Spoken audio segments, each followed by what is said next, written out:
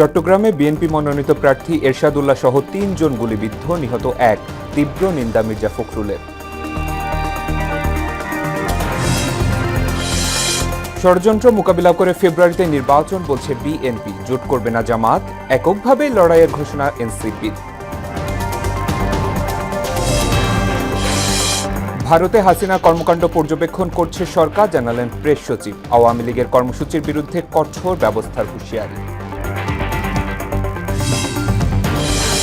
এবং ডেঙ্গুর থাবায় আরও ১০ মৃত্যু, হাসপাতালে ভর্তি সহস্রাধিক, বিশেষ সতর্কতার পরামর্শ চিকিৎসকের।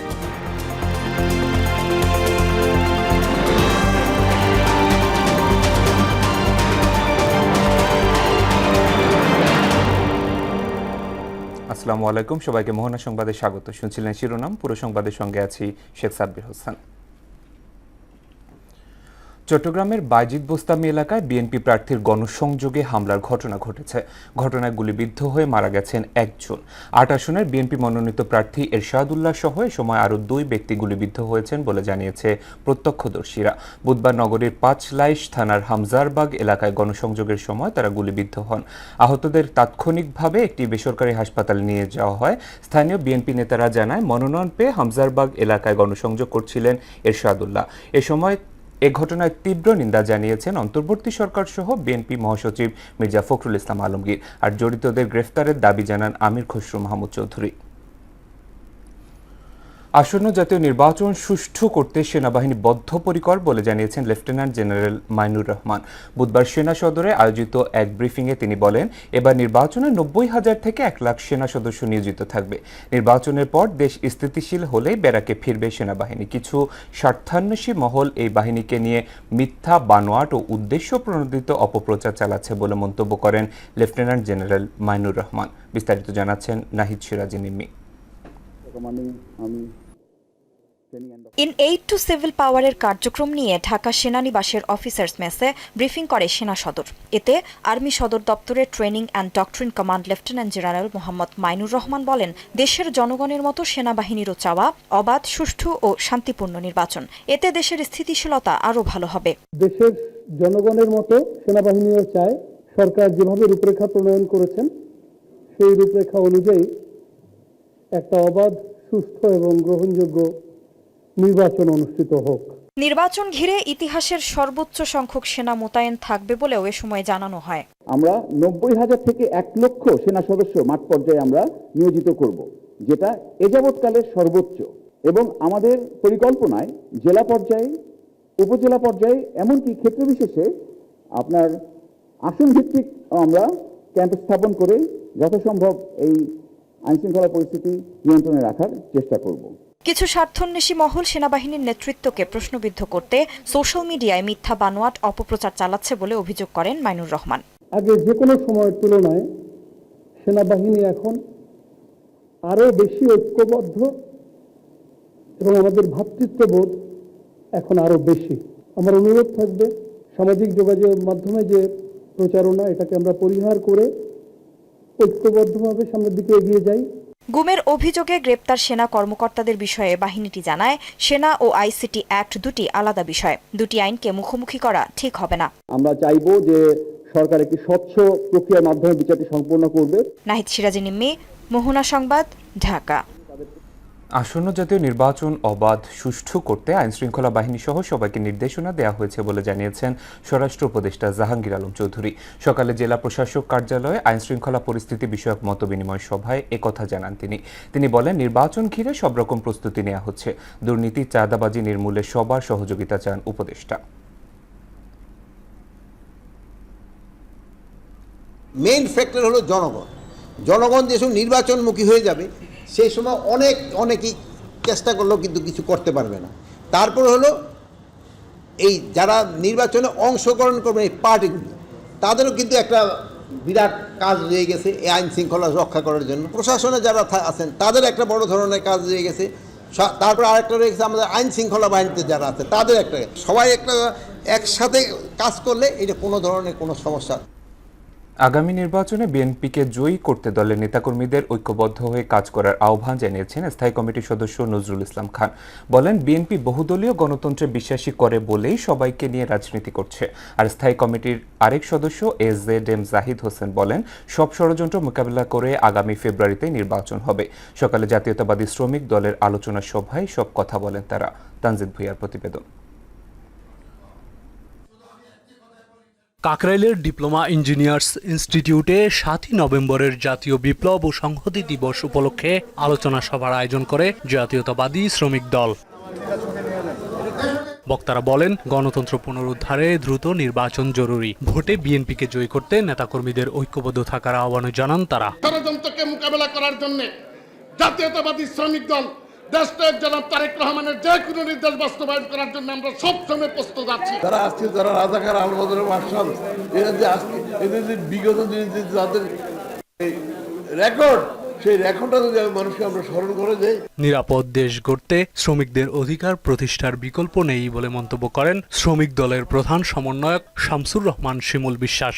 এই দেশকে স্থায়ী স্থিতিশীল 7ই নভেম্বরের আকাঙ্ক্ষা বাস্তবায়ন করতে হলে বর্তমান বিএনপি নেতৃত্ব প্রথম বছরেই ক্ষমতা গঠনের 1,20,00,000 মানুষের কর্মসংস্থানের যে অভিলাষী কর্মসূচি ঘোষণা করেছেন। নির্বাচন বিঘ্নকারীরা কখনোই সফল হবে না উল্লেখ করে বিএনপির স্থায়ী কমিটির সদস্য ডাক্তার এজেডএম জাহিদ হোসেন বলেন, গণতন্ত্র প্রতিষ্ঠা না পেলে মানুষের অধিকার ফিরবে না। জনগণকে 14তে ভোট দিতে দেন নাই, 18তে রাত্রে করেছে, 24-এ দরকার পড়ে নাই।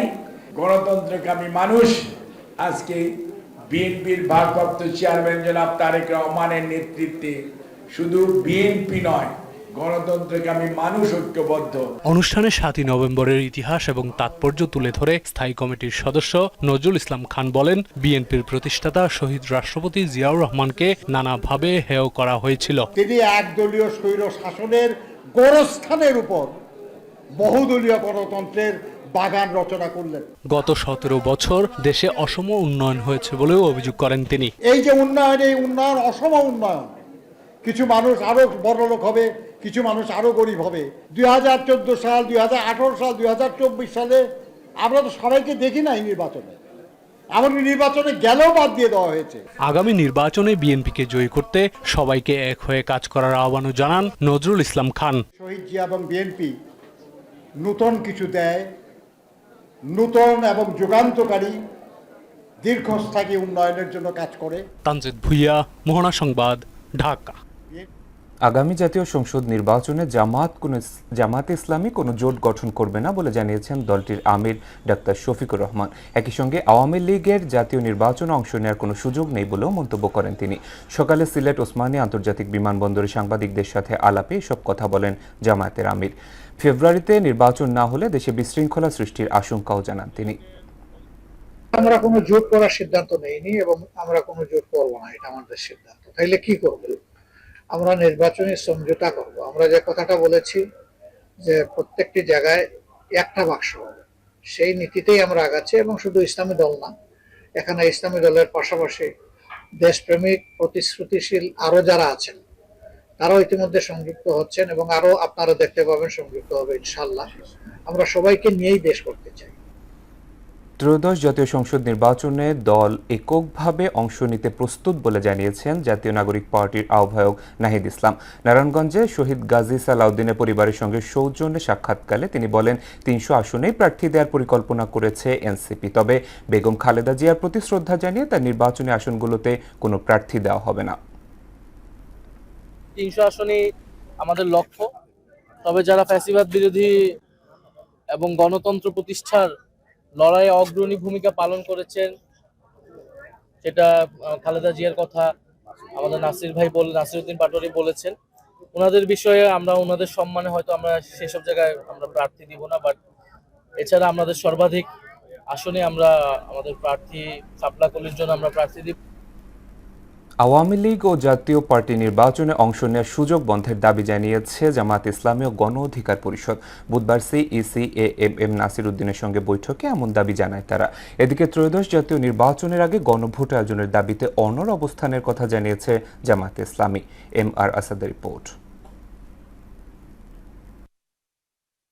গণভোট, আরপিও সংশোধন ও প্রবাসী ভোট বিষয়ে প্রধান নির্বাচন কমিশনার এম নাসির উদ্দিনের সঙ্গে সাক্ষাৎ করে জামায়াতের 2 সদস্যের প্রতিনিধি দল। পরে দলটির সহকারী সেক্রেটারি জেনারেল জানান, নির্বাচনের আগেই গণভোট চায় জামায়াত সহ সমমনা 8 দল। এ বিষয়ে বৃহস্পতিবার প্রধান উপদেষ্টাকে স্মারকলিপি দেওয়া হবে।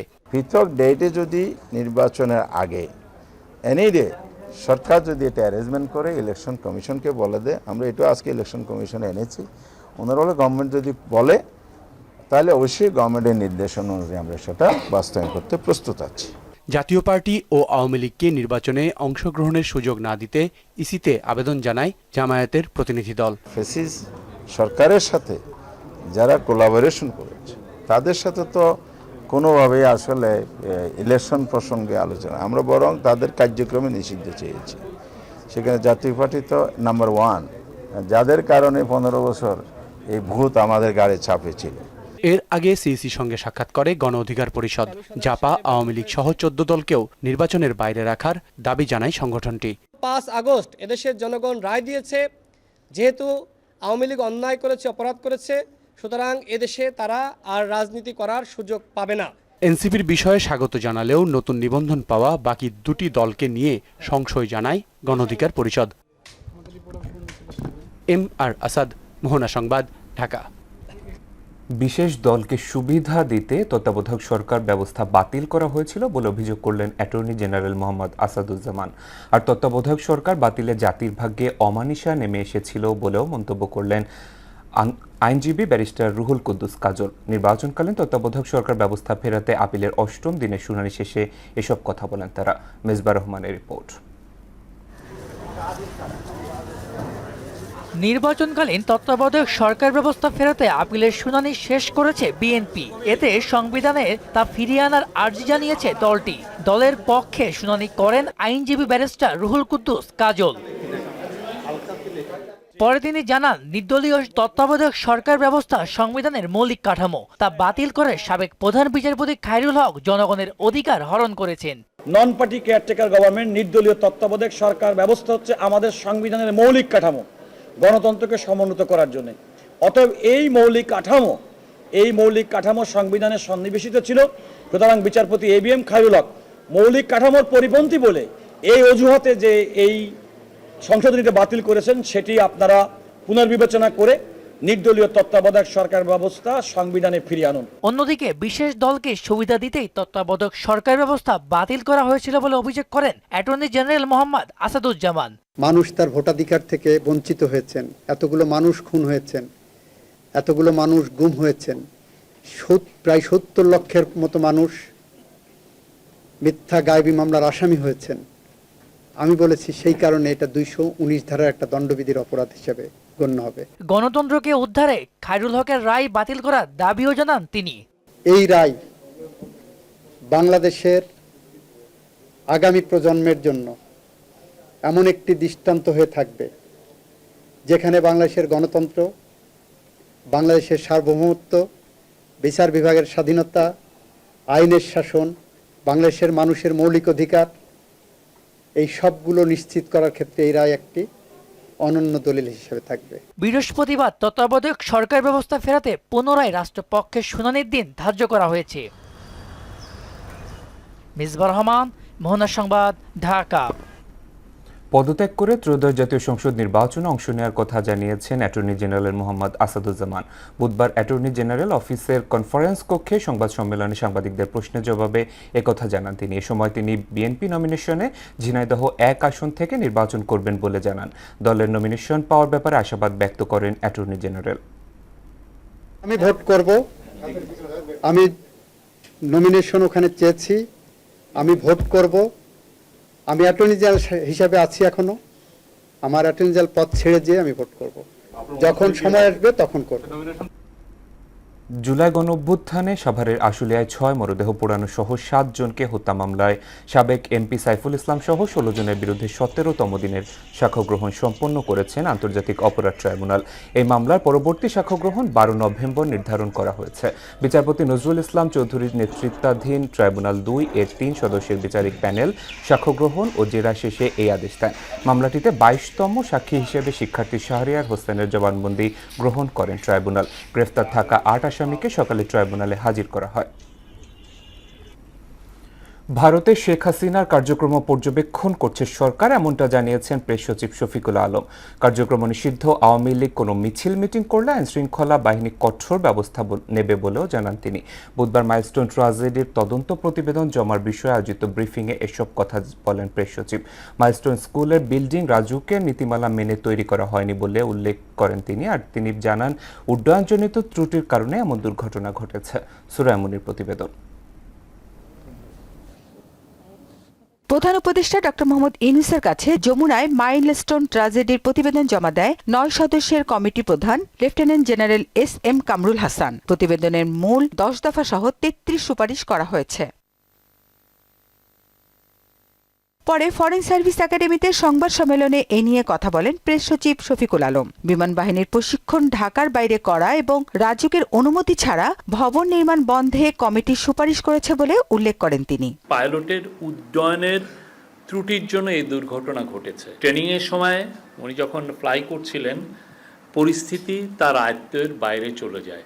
এটা হচ্ছে কনক্লুশন। এখন থেকে এয়ারফোর্সের সকল ইনিশিয়াল ট্রেনিং ঢাকার বাইরে পরিচালিত হবে। এই স্কুলটা রাজুকের যে BNBC, যেটা বাংলাদেশ ন্যাশনাল বিল্ডিং কোড, সেটার আওতায় রাজুক তার বিল্ডিং এর অ্যাপ্রুভাল দেয়। এইটা BNBCর আওতায় এই বিল্ডিংটার অ্যাপ্রুভাল হয়নি। এক প্রশ্নের জবাবে প্রেস সচিব জানান, পাশের দেশে শেখ হাসিনার কর্মকাণ্ড সরকার পর্যবেক্ষণ করছে। তো উনি ওইখানে বসে কি করছেন বা কি নির্দেশ দিচ্ছেন সে অবশ্যই আমাদের মনিটরিংয়ে আছে। আওয়ামী লীগের অ্যাক্টিভিটিস ব্যান্ড বাংলাদেশে, এটা সরকার আদেশে এটা ব্যান্ড হয়েছে এবং আওয়ামী লীগের অ্যাক্টিভিটিসের উপরে ইভেন ICTও তারা তাদের প্রসিকিউশনে, তাদের ট্রায়ালে আওয়ামী লীগের এই অভিযোগগুলো খতিয়ে দেখা হচ্ছে। হাসিনার উস্কানিতে মিছিল মিটিং এর অংশ নিলে তাদের বিরুদ্ধে আইনশৃঙ্খলা বাহিনী কঠোর ব্যবস্থা নেবে বলে হুঁশিয়ারি দেন প্রেস সচিব। খুনি ফ্যাসিস্ট লিডারের দ্বারা উদ্বুদ্ধ হয়ে কেউ যদি ঝটিকা মিছিল করেন,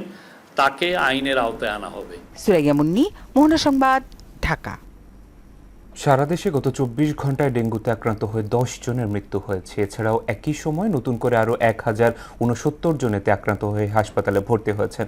বুধবার স্বাস্থ্য অধিদপ্তরের সংবাদ বিজ্ঞপ্তিতে এসব তথ্য জানানো হয়। মারা যাওয়া 10 জনের মধ্যে ঢাকা দক্ষিণ সিটি কর্পোরেশনে 5 জন, ঢাকা উত্তর সিটি কর্পোরেশনে 3 এবং খুলনা বরিশাল বিভাগে 1 জন। এর পাশাপাশি গেল 24 ঘন্টায় হাসপাতাল থেকে ছাড়পত্র পেয়েছেন 958 জন ডেঙ্গু রোগী। আর্থিক সংকটে থাকা শরিয়া ভিত্তিক 5 ব্যাংকের পরিচালনা পর্ষদ ভেঙে দিয়েছে বাংলাদেশ ব্যাংক। একই সঙ্গে ব্যাংকগুলোকে অকার্যকর ঘোষণা করে নিয়োগ দেওয়া হয়েছে প্রশাসক। বুধবার মতিঝিলে বাংলাদেশ ব্যাংকের governor doctor Ahsan H Mansur এ ঘোষণা দেন। বাংলাদেশ ব্যাংকের প্রস্তাব ও আর্থিক প্রতিষ্ঠান বিভাগের সুপারিশের ভিত্তিতে এই সিদ্ধান্ত নেওয়া হয়েছে বলে জানা গেছে। বিস্তারিত জানাচ্ছেন মনিরুল ইসলাম। পতিত আওয়ামী লীগ সরকারের আমলে দুর্বল ব্যাংক একীভূত করার সিদ্ধান্ত নেওয়া হয়েছিল। অভ্যুত্থান পরবর্তী অন্তর্বর্তী সরকারও হেঁটেছে একই পথে। অবশেষে কার্যকর হলো সেই সিদ্ধান্ত। গভর্নর আহসান এইচ মনসুর বলেন, পর্ষদ ভেঙে দিলেও ব্যাংকগুলোর স্বাভাবিক কার্যক্রম চালু থাকবে। এখন থেকে এই 5 ব্যাংক প্রশাসক দিয়ে পরিচালিত হবে। This is a complete integration from Bangladesh Bank through our representatives led by administrator. 5টা ব্যাংকের যে সেপারেট কর্মকর্তারা আছেন প্রত্যেক ডিপার্টমেন্ট, HR ডিপার্টমেন্টই হোক, IT ডিপার্টমেন্ট হোক, রানিং দ্য অপারেশনস, যেটাকে আমরা বিজনেস কন্টিনিউটি বলছি, অর্থাৎ অপারেশনস অফ দ্য ব্যাংকস তো চলতে হবে, এলসি খুলতে হবে। এক্সিম ব্যাংকের সঙ্গে একীভূত হয়েছে ফার্স্ট সিকিউরিটি ইসলামী ব্যাংক, গ্লোবাল ইসলামী ব্যাংক, ইউনিয়ন ব্যাংক এবং সোশ্যাল ইসলামী ব্যাংক PLC। ব্যাংকের জনবলের বিষয়ে গভর্নর বলেন, এখনকার জনবলই অব্যাহত থাকবে, কেউ বাদ পড়বে না এবং সবাই আগের মতোই বেতন পাবেন। জনবল আছে, সেটা অতিরিক্ত হলেও এই 5টা ব্যাংকে যে 750 ব্রাঞ্চ নেটওয়ার্ক আছে, সেগুলোর মাধ্যমে আমরা এটাকে রিডিপ্লয় করতে পারবো। সরকারি ব্যাংক হিসেবে বেসরকারি ব্যাংকের মতোই চলবে, সরকারি পে স্কেল ইত্যাদি এখানে আসবে না। যারা যে বেতন পাচ্ছেন তারা সেই বেতনই বর্তমানে পাবেন। গ্রাহকদের আমানতের বিষয়ে ডক্টর আহসান এইচ মনসুর বলেন, চলতি মাসের শেষের দিকে একীভূত হওয়া ব্যাংকের গ্রাহকদের টাকা ফেরত দেওয়ার কাজ শুরু হবে। তবে তারা একবারে 2 লাখ টাকার বেশি তুলতে পারবেন না। যদি আমার এখানে 200 কোটি টাকা থাকে, আমি যদি কালকে যে বলে আমার 200 কোটি টাকা দিয়ে দাও, তাহলে সবাই যদি এসে লাইন করে দাঁড়ায়, কোনো সময় কোনো ব্যাংকই পৃথিবীতে টিকবে না। কাজে এখানে কিছু ডিসিপ্লিন রাখতে হবে এবং এই কিভাবে এটাকে করা হবে, 2 লক্ষ টাকার নিচে মধ্যে যারা আছেন তারা 100% টাকাই তুলতে পারবেন। এদিকে ব্যাংকের শেয়ার হোল্ডারদের জন্য দুঃসংবাদ দিয়েছেন গভর্নর। বলেন ব্যাংকগুলোর শেয়ার নেতিবাচক হয়ে গেছে, তাই উদ্যোক্তা বা শেয়ার হোল্ডাররা ব্যাংক থেকে কোনো টাকাই পাবেন না। শেয়ার হোল্ডারদের হাতেই যেটার দায়িত্বভার থাকবে, এটা পৃথিবীর কোনো দেশে নাই। মনিরুল ইসলাম, মোহনা সংবাদ, ঢাকা। আগামী নির্বাচনে বিএনপি চেয়ারপারসন বেগম খালেদা জিয়ার প্রার্থিতা ঘোষণার পর পাল্টে গেছে ফেনী 1 আসনের দৃশ্যপট। চাঙ্গা হয়ে উঠেছেন নেতাকর্মীরা, উচ্ছ্বসিত এলাকাবাসীও। এছাড়া প্রিয় নেত্রীর মনোনয়নের খবরে বগুড়া 7 ও দিনাজপুর 3 আসনেও চলছে উৎসবের আমেজ। বিস্তারিত জানাচ্ছেন তাহসিন তারিন। বগুড়া 7 বেগম খালেদা জিয়া, ফেনী 1 বেগম খালেদা জিয়া। ত্রয়োদশ জাতীয় নির্বাচনে ফেনী 1 আসনে প্রতিদ্বন্দ্বিতা করবেন বিএনপি চেয়ারপারসন বেগম খালেদা জিয়া। ছাগলনাইয়া, ফুলগাজী ও পরশুরাম উপজেলা নিয়ে গঠিত এই আসনটি। বেগম জিয়াকে প্রার্থী ঘোষণার পর থেকেই আনন্দ উচ্ছ্বাসে মেতেছেন এলাকাবাসী। ফেনী 1 আসন থেকে 1991, 1996 ও 2001 সালে বিপুল ভোটে জয়ী হন বিএনপি চেয়ারপারসন। এরপর বিগত সরকারের দেয়া মিথ্যা মামলা, কারাবাস আর নির্যাতন সহ্য করতে হয়েছে তাকে। এখন ভোটের মাঠে প্রিয় নেত্রীর অংশগ্রহণের ঘোষণার পর থেকে ফেনীর বিভিন্ন অঞ্চলে বইছে উৎসবের আমেজ। প্রত্যেকটি ওয়ার্ডে ওয়ার্ডে আমাদের কেন্দ্রভিত্তিক যে কমিটি করা হয়েছে, নেতৃবৃন্দের তালিকা করা হয়েছে, তাদের নেতৃত্বে ইনশাআল্লাহ আমরা প্রত্যেকটি ঘরে ঘরে বেগম খালেদা জিয়াকে বিজয় করার জন্য আমরা কাজ করব। আপনি যদি নির্বাচনে ক্যাম্পেইনে আসেন, ফেনী 1 এই ছাগলনাইয়া দিয়েই স্টার্ট হবে। অনেক ভোট ওনাকে জিতাই আমরা ইনশাআল্লাহ। ফেনী ছাড়াও বগুড়া 7 ও দিনাজপুর 3 থেকে লড়বেন বেগম খালেদা জিয়া। ফলে এই দুই জেলার বিএনপি নেতাকর্মী সহ সাধারণ মানুষের মধ্যে বইছে আনন্দের বন্যা। ত্রয়োদশ নির্বাচনে বেগম জিয়া দিনাজপুর 3 আসন থেকে নির্বাচন করবে, এতে আমাদের গোটা দিনাজপুরবাসী সবাই খুশি। বগুড়াবাসী আনন্দিত, গর্বিত এবং উচ্ছ্বসিত। আজকে আমাদের খুশির দিন, আনন্দের দিন, ঈদের দিন। এক যুগ পর ভোটের লড়াইয়ে নামতে যাচ্ছেন দেশনেত্রী বেগম খালেদা জিয়া। চাঙ্গা হয়ে উঠেছেন বিএনপির নেতাকর্মীরা। সাধারণ মানুষও একে দেখছেন ইতিবাচক রাজনীতির নতুন দিগন্ত হিসেবে।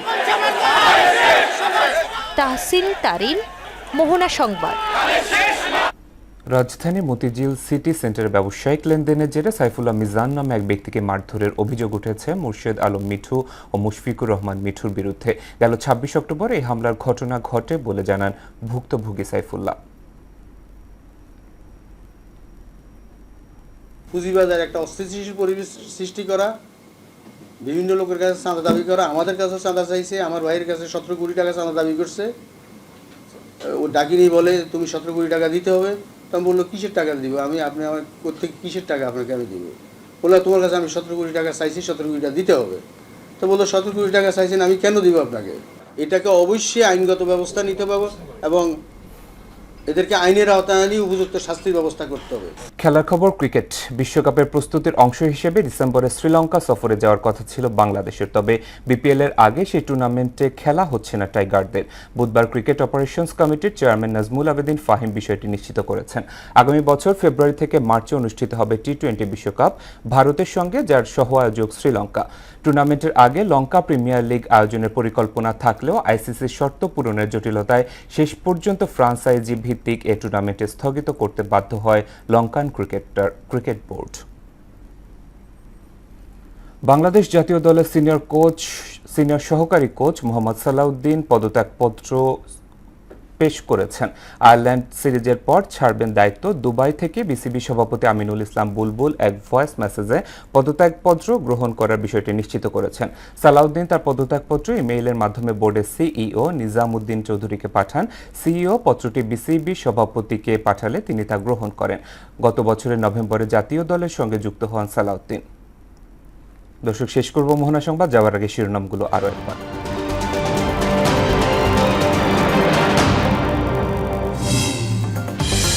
চট্টগ্রামে বিএনপি মনোনীত প্রার্থী এরশাদ উল্লাহ সহ 3 জন গুলিবিদ্ধ, নিহত 1। তীব্র নিন্দা মির্জা ফখরুলের। ষড়যন্ত্র মোকাবিলা করে ফেব্রুয়ারিতে নির্বাচন বলছে বিএনপি। জোট করবে না জামাত, এককভাবে লড়াইয়ের ঘোষণা এনসিপি। ভারতে হাসিনার কর্মকাণ্ড পর্যবেক্ষণ করছে সরকার, বললেন প্রেস সচিব। আওয়ামী লীগের কর্মসূচির বিরুদ্ধে কঠোর ব্যবস্থার হুঁশিয়ারি। এবং ডেঙ্গুর থাবায় আরও 10 মৃত্যু, হাসপাতালে ভর্তি সহস্রাধিক, বিশেষ সতর্কতার পরামর্শ চিকিৎসকের।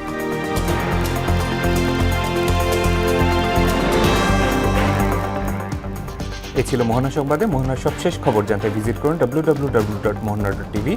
সংবাদ দেখতে পারেন ফেসবুক, ইউটিউবেও। এতক্ষণ সঙ্গে থাকার জন্য ধন্যবাদ সবাইকে।